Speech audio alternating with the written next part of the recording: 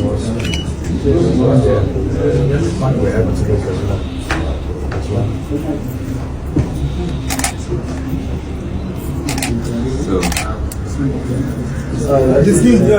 ladies and gentlemen, our August visitor has no much. Hello, what's up guys? In this video we are diving straight into shocking revelations that could change everything you think you know about Nigeria today. A top security expert has just exposed what many are calling a massive betrayal at the highest level of power. According to him, President Tinubu allegedly made secret deals with terrorist groups to secure his position, and shockingly, the vice president may have been involved as well. This isn't just local rumor. He says it is part of a global network linked all the way to Al-Qaeda that has been plotting for decades. He claims this group has infiltrated governance, security, and even media systems, all with one goal: to take control of Nigeria. And it is bigger than religion, bigger than politics. This is carefully orchestrated supremacist agenda. The expert provides chilling examples. One terrorist involved in a church bombing in Abuja supposedly found refuge in a high-ranking governance official lodge who happens to be today's vice president. He says intelligence meant to stop attacks has been delayed or ignored, and even some military actions have been obstructed.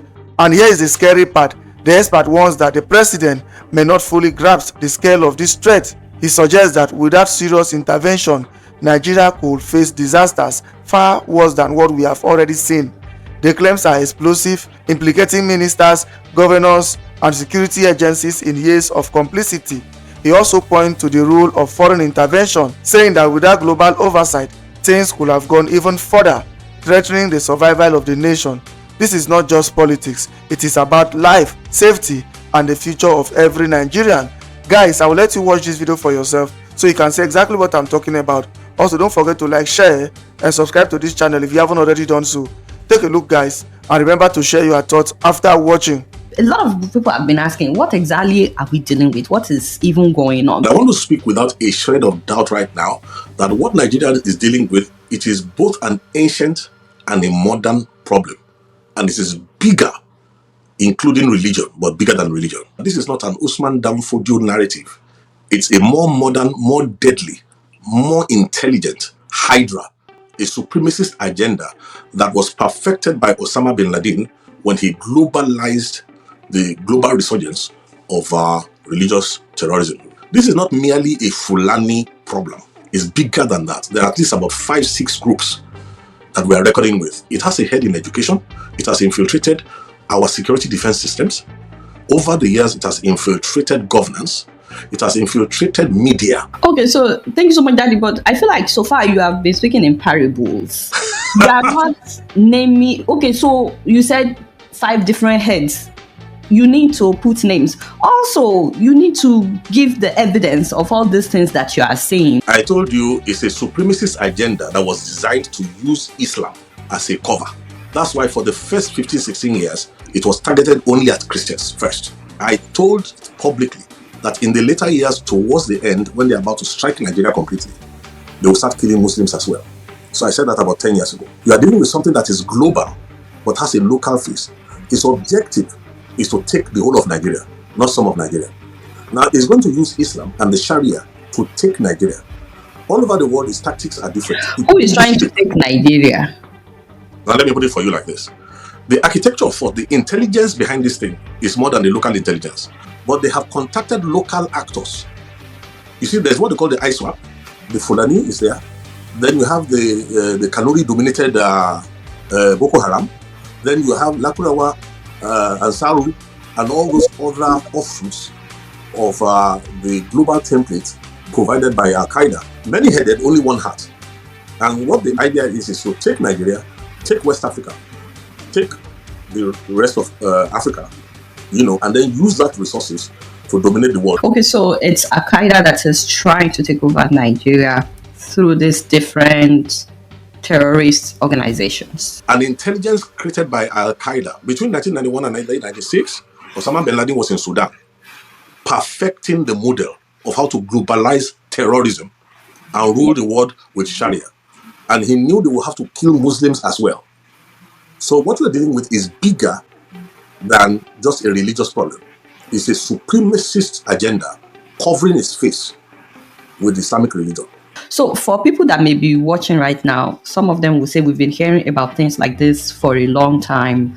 Where is the actual evidence? Like what you said, Bin Laden drafted in Sudan. Is there a record of it somewhere? Like some people would say, where is the evidence to the things that you're saying? Okay, one of the greatest weaknesses of the African nations of the world, including Nigeria, is the inability to mathematize inquiry. That is to collect statistics and data, crunch it, and then do what they call concatenation. That is to join all the dots and use that to come to a conclusion and predict things that when they happen, you will not be surprised. If you follow the media in Nigeria over the past 20-something years, there's nothing I have said beforehand that did not come to pass, including when the color of the terrorist, the color skin of the terrorist is going to change in the latter hours, when they are bringing in people from the Maghreb and they're bringing in other people from outside of our borders.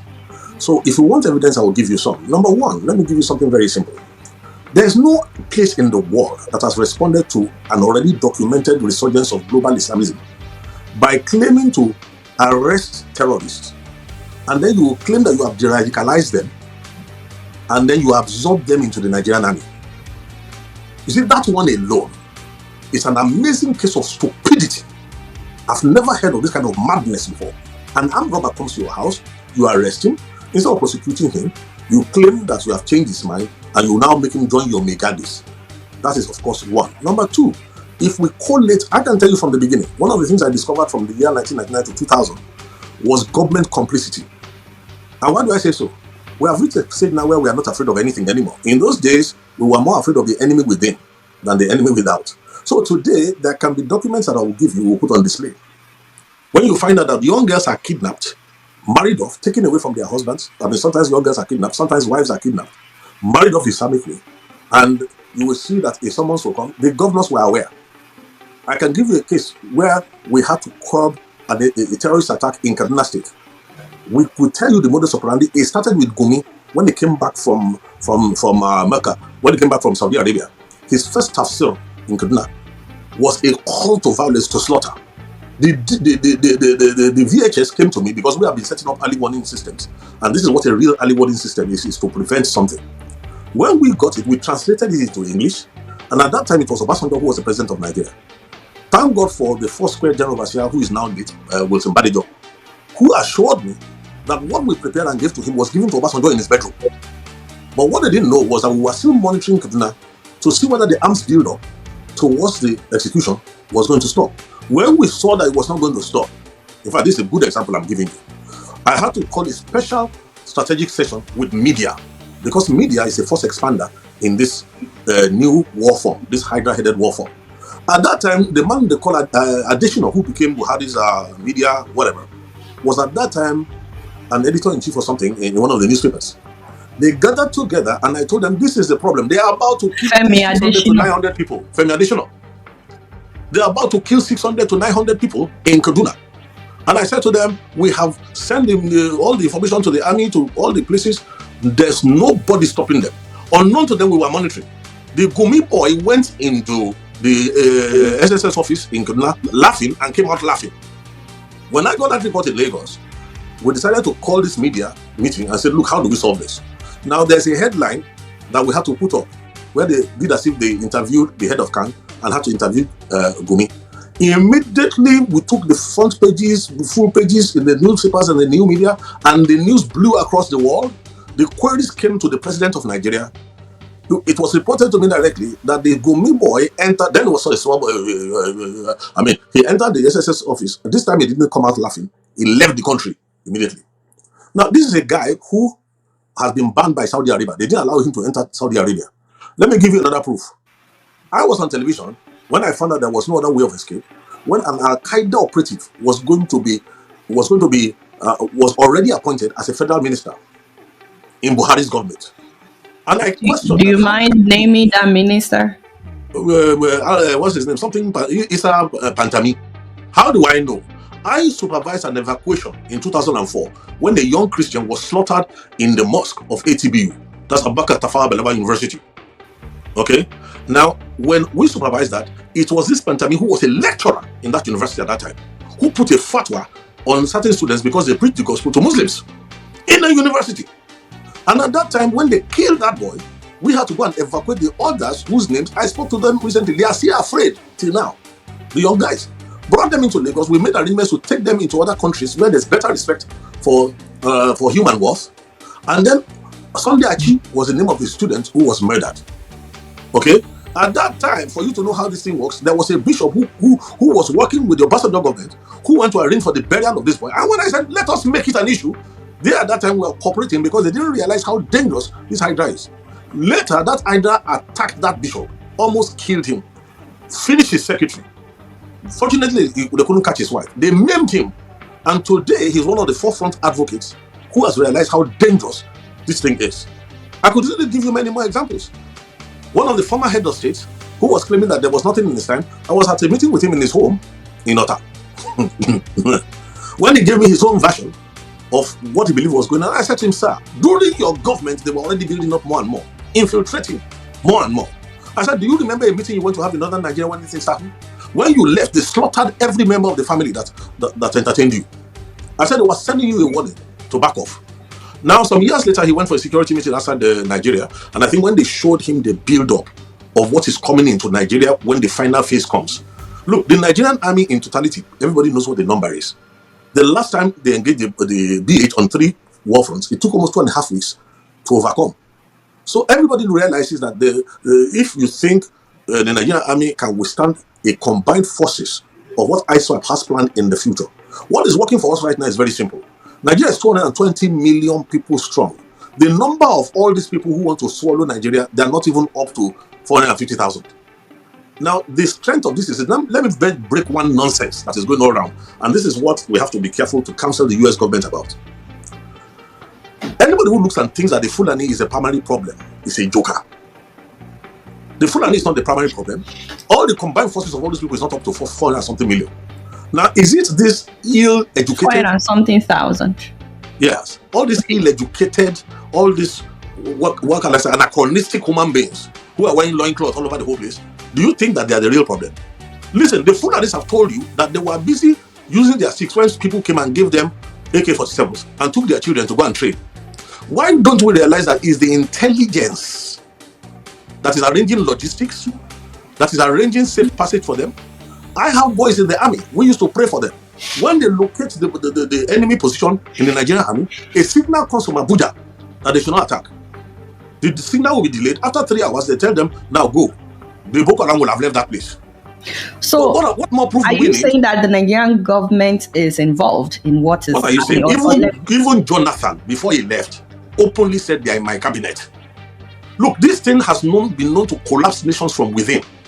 So there's nothing new about what is going on in Nigeria. It's just like the architecture of thought. I would rather speak to the younger generation, the digital generation who understand programming.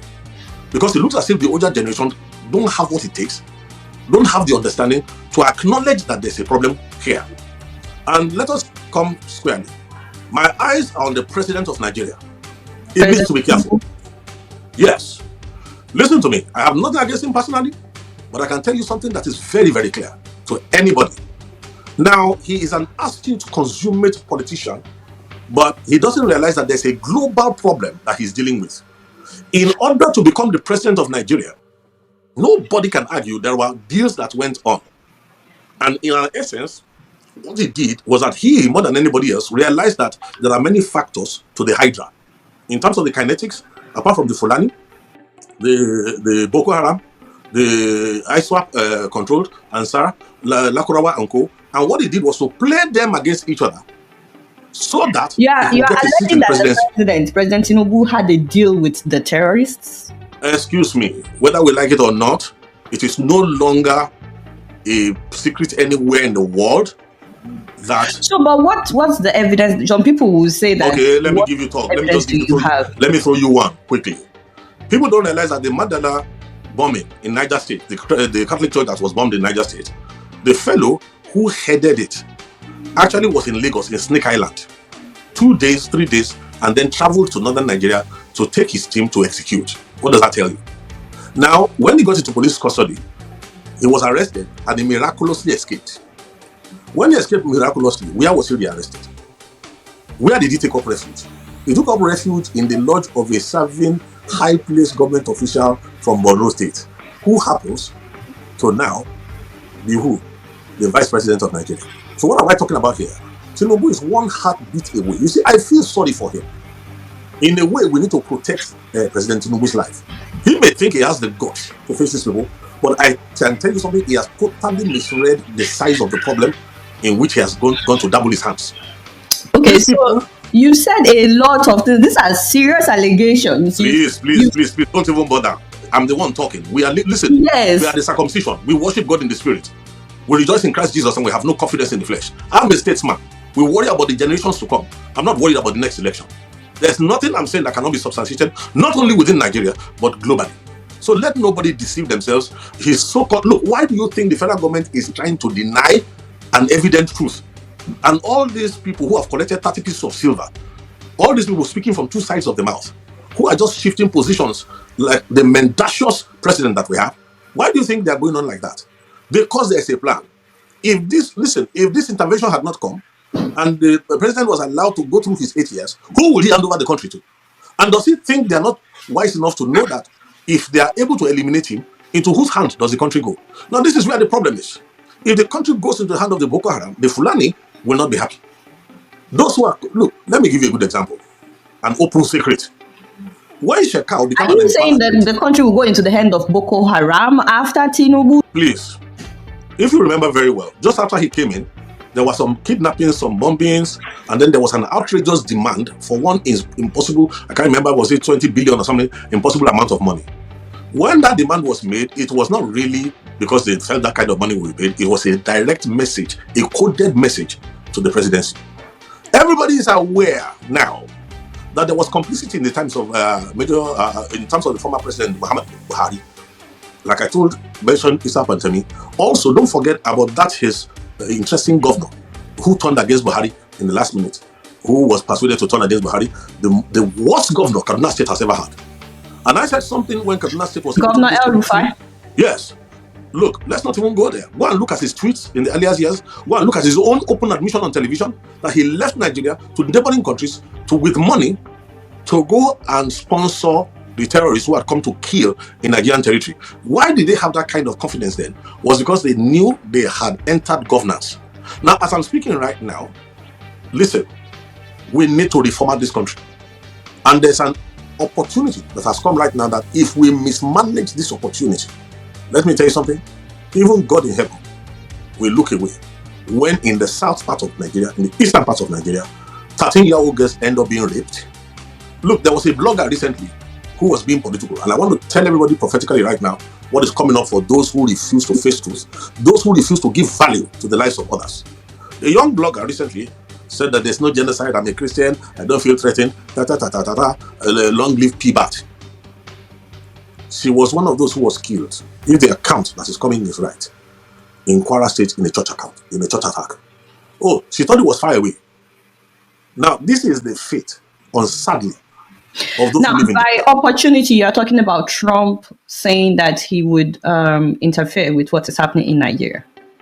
Well, I prefer the word intervention, and let me put it for you like this. For any godly-minded person, the declaration of Nigeria as a country, a CPC, that designation, yeah, yes, that designation is a human designation. What we should worry about is that God in heaven himself had already declared Nigeria as a country of particular concern. Listen, according to prophecy, Nigeria is supposed to be the trigger of a global move of revival. Then the other side too decided that Nigeria must become the epicenter of the next greatest satanic attack against the entire world. So the destiny of Nigeria is what we're fighting for. Look, the corruption in Nigeria, I gave an interview when President Tinubu entered, and I did remember saying that it would not be an honor for anybody to serve in this dispensation. After the negotiation, he bought. Look, the mantra of this government is this: whatever problem money cannot solve will be solved by more money. Not realizing that there's a hyper-dimensional problem, a problem bigger than money. Look, let me tell you something, the mistake that he's making. The whole Nigerian budget, when you look at it every year, all said and done, comes to how much? Maybe about $30 billion. How much does the diaspora remit to Nigeria every year. 20 billion. Dollars. Yes, So, sir. when you hear Nigerians, you see, when poverty has been weaponized against a nation, people cannot think anymore. The older generation have been reduced by the weaponization of poverty. So, look, thinking is an expensive thing.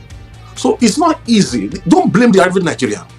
Okay. People are susceptible to money. So, Daddy, before we round up, you said a lot of things. Are these things that you can defend, like the allegations about the president, In my sleep.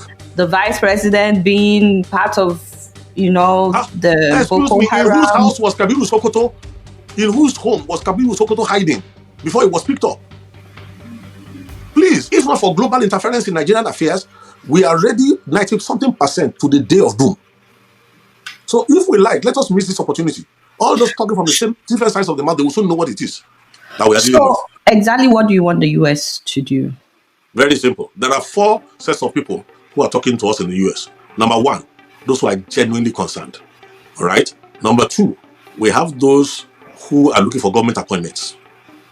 Number 3, in the US, looking for government appointments in Nigeria. Government appointments in the US. They are careerists. Trump's administration. Then there are those who know that money, US dollars, follows policy. So if not for Trump, they will not be speaking up. They are there. And then there's a last set of zealots who are so zealous that they reject God's wisdom.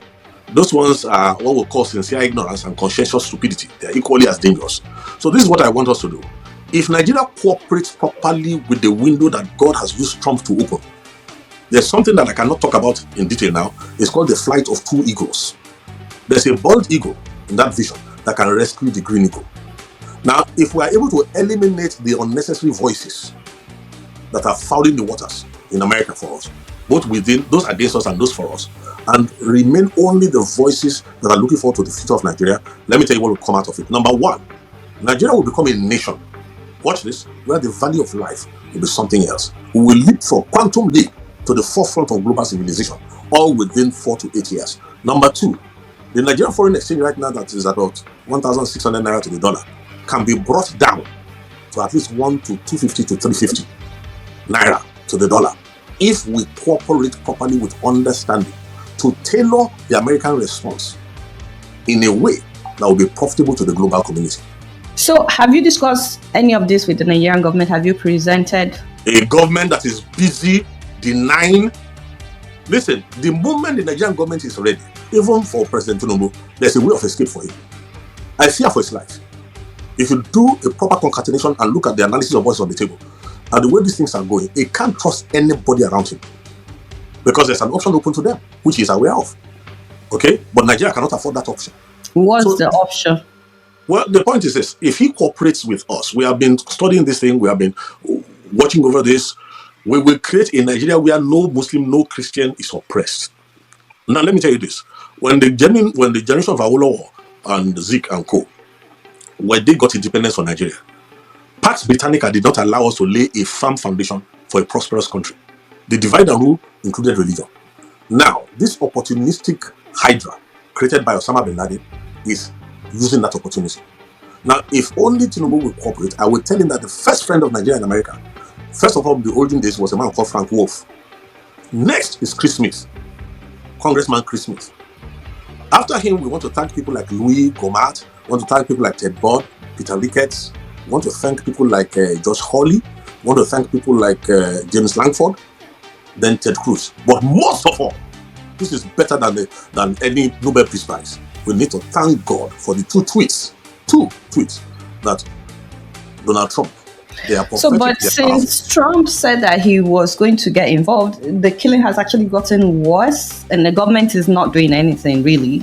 The government needed to happen to prove to the Nigerian that the government is so compromised it does not care about your life. All it cares about is to win the next election, which will be very big. The last election that is really democratic in Nigeria. This is a lot for people to digest.